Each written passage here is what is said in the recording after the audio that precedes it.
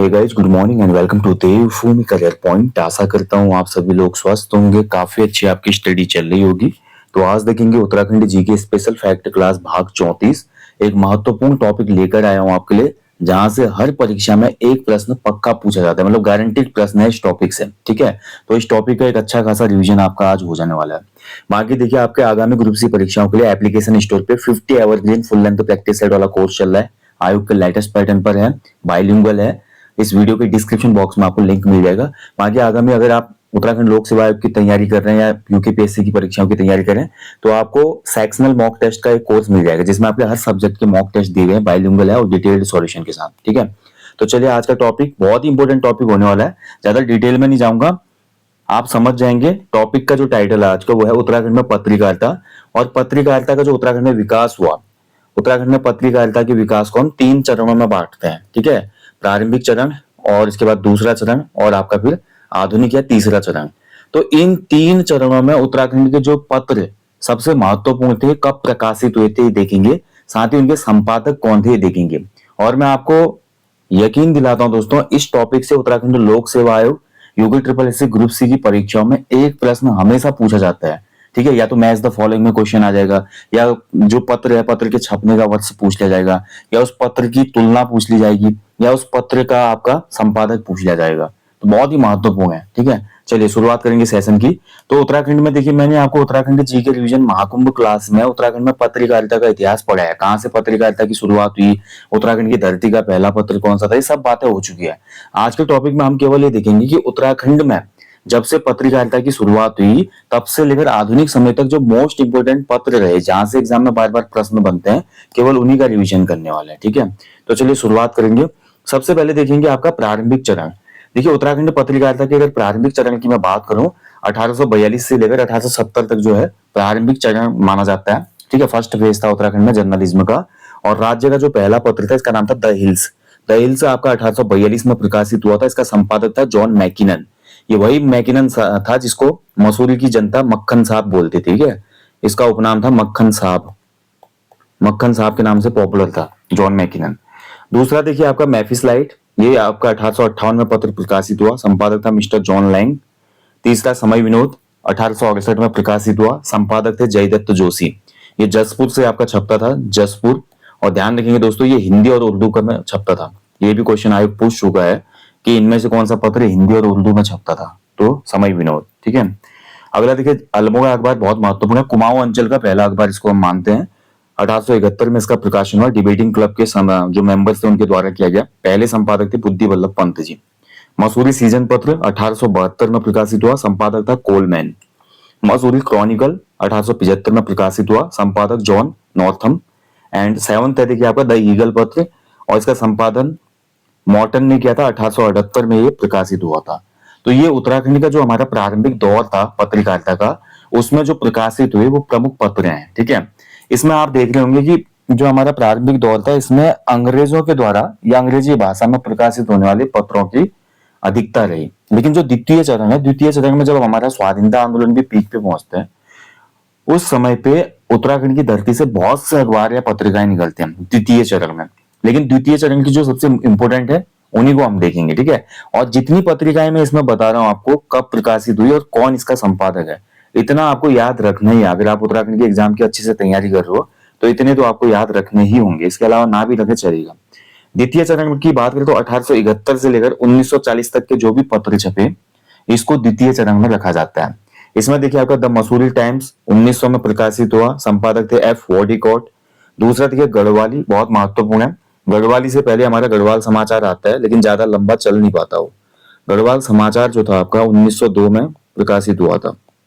ठीक है, और संपादक थे गिरिजा दत्त नैथानी जी। गढ़वाली पत्र 1905 में प्रकाशित हुआ, संपादक थे विशंबर दत्त चंदोला जी, जिनको पत्रकारिता का भीष्म पितामह कहा जाता है उत्तराखंड में। कॉस्मोपॉलिटन पत्र आया 1913 में, और संपादक थे बैरिस्टर बुलाकी राम जी। विशाल कीर्ति आपका निकला 1913 में, संपादक थे सदानंद कोकरेती जी।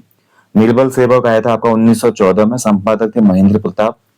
पुरुषार्थ बहुत महत्वपूर्ण है, 1915 में गिरिजा दत्त नैथानी जी का मतभेद हो गया था गढ़वाली समाचार पत्र के टीम के साथ, तो उन्होंने अपना पत्र संपादित किया, हालांकि कुछ समय के बाद बंद हो गया। उस समय क्या होता था ना, एक तो अंग्रेजों के खिलाफ कोई खबर छाप दिया किसी पेपर ने, तो उसकी वजह से बहुत बड़ा जुर्माना लग जाता था प्रेस पे। तो प्रेस का जो जुर्माना है उसको चुकाने में ही पूरी प्रॉपर्टी चली जाती थी किसी भी संपादक की, फिर कहाँ से वो कंटिन्यू करेगा। और उस समय जो भी इसके सब्सक्रिप्शन थे पत्रिकाओं के, या जो भी उसमें पाठक गण थे, उनकी संख्या सीमित थी, तो इतना रेवेन्यू भी जनरेट नहीं हो पाता था, विज्ञापन मिलते नहीं थे क्योंकि अंग्रेजों का समय चल रहा था, है ना।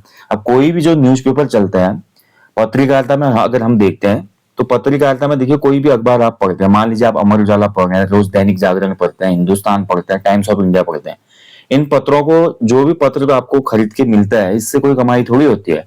इससे ज्यादा तो एक अखबार की लागत होती है।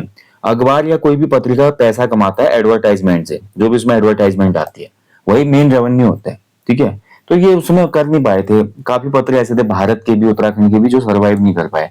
और एक महत्वपूर्ण भूमिका इसमें रही थी जो 1878 का वर्नाकुलर प्रेस एक्ट आया था लिटन के टाइम पर। इसने सेंसरशिप लागू कर दिया। इन्होंने बोला भैया अंग्रेजों के खिलाफ या ब्रिटिश सत्ता के खिलाफ कोई भी आलोचना करेगा उसकी, या कोई ऐसा लेख लिखेगा, तो भाई फिर उसके बाद समझ लो तुम्हारा क्या हाल होना है, ठीक है। इसके बाद देखिए शक्ति की मैं बात करूं, जैसे अल्मोड़ा अखबार बंद हुआ 1918 में, बद्रीदत्त पांडे जी ने इसको शुरू किया था। क्षत्रिय वीर पत्र 1922 में प्रकाशित हुआ प्रताप सिंह नेगी के द्वारा। कुमाऊं कुमुद देखिए आपका 1922 में ही प्रकाशित हुआ, संपादक थे बसंत कुमार जोशी जी। इसके बाद बात करते देखिए तरुण कुमाऊं, बहुत महत्वपूर्ण है तरुण कुमाऊं। तरुण कुमाऊं पूछा गया कई बार एग्जाम में। तरुण कुमाऊं देखिए आपका 1922 में प्रकाशित हुआ, बैरिस्टर मुकुंदी लाल जी, ठीक है। और ये यंग इटली की तर्ज पे था, यंग इटली की तर्ज पे था, ये ध्यान रखेंगे। अभय पत्रिका आई 1928 में, स्वामी विचारानंद सरस्वती।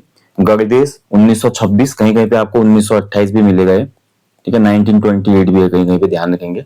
कृपाराम मिश्र मनहर जी ने इसको प्रकाशित किया। स्वाधीन प्रजा बहुत महत्वपूर्ण है 1930 में, विक्टर मोहन जोशी, ठीक है। विक्टर मोहन जोशी बहुत महत्वपूर्ण नाम है,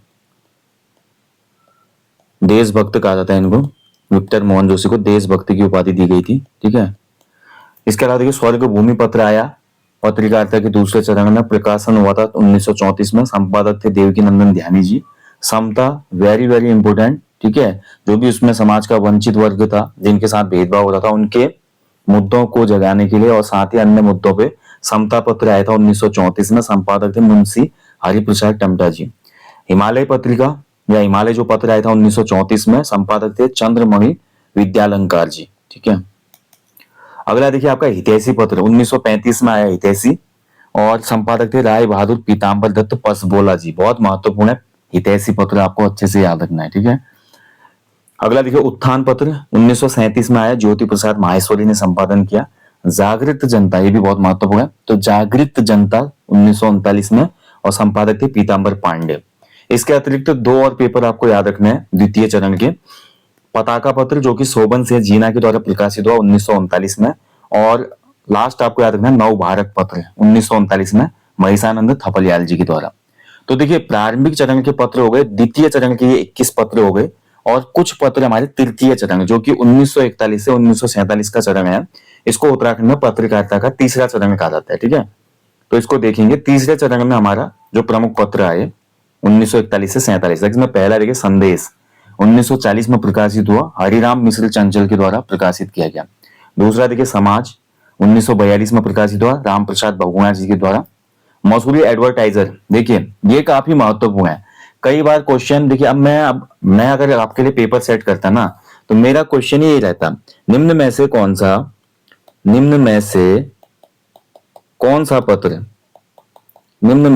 सा पत्र उत्तराखंड में पत्रकारिता के प्रथम चरण से संबंधित नहीं है, ठीक है। अब देखिए प्रथम चरण से संबंधित नहीं है, इसमें मैं प्रथम चरण के 3 पत्र डाल देता। पत्रों के नाम Mussoorie Chronicle, the Eagle, Mofussilite, और चौथा पत्र मसूरी एडवर्टाइजर। अब आपको ये याद होना चाहिए, जो मसूरी एडवर्टाइजर है 1942 में के.एफ. मैकागॉन के द्वारा इसको शुरू किया गया है, तो ये पत्रिका के तीसरे चरण में प्रकाशित हो रहा है। तो इस प्रकार से कई बार एग्जामिनर प्रश्नों को फ्रेम करते हैं, इसलिए आपको जानना बहुत जरूरी है। कोई भी चीज आप पढ़ते हैं तो शिद्दत से पढ़िए, बहुत दिल लगा के पढ़िए, भले 1 घंटा पढ़ाई करो। कुछ बच्चे 10 घंटे पढ़ाई करते हैं लेकिन ध्यान कहीं और है, आधा दिमाग फोन में, आधा दिमाग अपनी परेशानियों पे है, आधा दिमाग कल क्या होगा इस पे है। भाई कल क्या होगा, आज क्या होगा, इन चीजों पे अगर आप रहेंगे तो देखिए आप किसी भी फील्ड में होंगे ना, सक्सेस रेट आपका बिल्कुल कम हो जाएगा, क्योंकि आदमी उसी चिंता में अपने आप को या अपने समय को बर्बाद कर देता है। जीवन जो है अनिश्चितता का दूसरा नाम है। अनिश्चितता के साथ जीना एक कला होती है। जिंदगी में बहुत सी चीजें, बहुत कम चीजें होती है जो निश्चित हैं, और जो लोग हमेशा निश्चित चीज के फिराक में रहते हैं या मानते कि ऐसा होगा तो ऐसा होगा, ऐसा होगा तो ऐसा होगा, वो लोग हमेशा भ्रम के शिकार रहेंगे, हमेशा परेशान रहेंगे। ठीक है, तो इसीलिए आपको अनिश्चितता को हमेशा गले लगाना और बोलना कि ठीक है, मुझे कुछ पता नहीं है, लेकिन जिंदगी में मैं हमेशा कुछ ना कुछ नया खोजूंगा और मेहनत करूंगा। मेहनत से जी मत चुराइए। अगला है देखिए, स्वराज संदेश 1942 में प्रकाशित हुआ, उल्लास वर्मा संपादक है। रियासत पत्र आया आपका 1945 में, संपादक है दीवान सिंह मफ्तून जी। इसके बाद Yugvani, very very important, Yugvani जो पत्र था देखिए आपका, युगवाणी, कई बार आपका क्वेश्चन बनता है कि जो युगवाणी पत्र था इसकी तुलना किस पत्र से होती है। तो युगवाणी पत्र की तुलना आपकी आपका इस्त्रा पत्र से की जाती है। ठीक है, इस्त्रा, ये भी काफी महत्वपूर्ण फैक्ट है। युगवाणी पत्र आपका देश की आजादी के दिन शुरू हुआ था, 15 अगस्त 1947 को। ठीक है, ये आपको याद रखना है। और पहले ये पत्र जो था पाक्षिक था। युगवाणी पत्र जो था 15 दिनों में एक बार छपता था, महीने में 2 बार छपता था। उसके बाद ये साप्ताहिक हो गया, यानी कि हर सप्ताह में छपता था। भगवती प्रसाद पानथली जी, बहुत महत्वपूर्ण नाम है, भगवती प्रसाद पानथली जी जो थे इसके संपादक थे। और सबसे मेन इंपोर्टेंट पॉइंट है, टिहरी रियासत के विरुद्ध जो जन क्रांति हुई थी ना, उस जन क्रांति में महत्वपूर्ण भूमिका निभाई थी युगवाणी पत्रिका ने। ठीक है, वर्तमान में भी ये पत्रिका छपती है, लेकिन मासिक है, वर्तमान समय में भी मंथली आती है पत्रिका। ठीक है, तो याद रखिएगा। इसकी तुलना रूस की क्रांति में, रूस की क्रांति जब हुई थी ना, तो रूस का एक नेता था लेनिन, रूस में भी एक नेता पैदा हुआ लेनिन। ठीक है, तो लेनिन का भी एक पत्र था इस्त्रा पत्र। जैसे रूस की क्रांति में लेनिन के द्वारा संपादित इस्त्रा पत्र, उसमें वहां की चीजों को निकाल रहा था ना बाहर, वैसे ही हमारा टिहरी रियासत के विरुद्ध जो जन क्रांति है उसमें महत्वपूर्ण भूमिका निभाई थी युगवाणी ने, इसीलिए इसकी तुलना इससे की जाती है। ठीक है, चलिए इसके बाद देखिए प्रजाबंधु। प्रजाबंधु जयदत्त वेला जी ने इसको संपादित किया, 1947 में प्रकाशित हुआ। ठीक है दोस्तों, तो ये था आज उत्तराखंड में जो पत्रकारिता का विकास हुआ।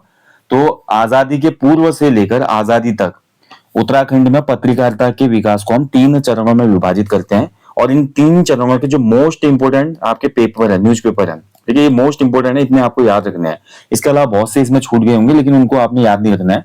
जितना यहाँ पर देखिए, जिन्होंने कुछ किया था, जिन पत्रों की उसमें कुछ हवा थी, या जिन पत्रों ने वहां पर ब्रिटिश हुकूमत की आलोचना की, या उस समय जो हमारे राज्य में आंदोलन चल रहे थे, रियासतों में जो आंदोलन चल रहे थे, ठीक है, तो इन सब की मतलब जो उस समय के टीआरपी में मोस्ट टीआरपी वाले न्यूज़पेपर थे, वो हमने आपको यहाँ पे करवा दिया। इतने आपको याद रखेंगे, इतना आपको अच्छे से याद रखना है। युगवाणी जो पत्रिका था ना, युगवाणी पत्रिका का एक और महत्वपूर्ण आपको ध्यान रखना है पॉइंट, इसमें भगवती पांथरी जी के साथ आपका गोपेश्वर कोठियाल जी भी थे। ठीक है, गोपेश्वर कोठियाल जी। तो जो हमारा चिपको आंदोलन हुआ था ना, चिपको आंदोलन की भी पूरी यहाँ पर जो चिपको आंदोलन था, तो चिपको आंदोलन घटनाक्रम का भी पूरा यहाँ पर कवरेज किया था युगवाणी पत्र ने। तो ये आपको बहुत अच्छे से याद रखना है। ठीक है, टिहरी रियासत में बैन थी पत्रिका, युगवाणी पत्रिका। समझिए आप कितनी महत्वपूर्ण भूमिका निभाई हुई इसने। ऐसे हमारा स्वाधीन स्वाधीन प्रजा जो हमने पढ़ा था विक्टर मोहन जोशी वाली, तो स्वाधीन प्रजा ने जब भगत सिंह जी को, जो शहीद भगत सिंह, उनको फांसी की सजा हुई थी ना, तो स्वाधीन प्रजा ने भगत सिंह को फांसी देने की घटना को ब्रिटिश सरकार का गुंडापन, या ब्रिटिश सरकार का कह सकते हैं कि अतिक्रमण कहा था। यानी कि जानबूझ के हमारे अच्छे अच्छे जो युवा नेता उनको ये बंद कर रहे हैं और उसके बाद फांसी की सजा दे रहे हैं। ठीक है, तो इस प्रकार से इन पत्रों का एक विशिष्ट रोल था उस समय। इतने पत्रों को आप अच्छे से याद कर ले, कैसे भी क्वेश्चन बने आपका, मैच द फॉलोइंग वाला हो या जो भी अन्य फैक्टों से जुड़ा क्वेश्चन हो, तो आप अच्छे से कर पाएंगे। चलिए यहीं पे सेशन को समाप्त करता हूं दोस्तों। हमेशा की तरह बोलूंगा, अपने जीवन में एक पेड़ अवश्य लगाएं और लोगों को भी इसके लिए अवेयर करें। जल्दी मुलाकात होगी अगले सेशन में। Thank you for watching. जय हिंद, जय देवभूमि।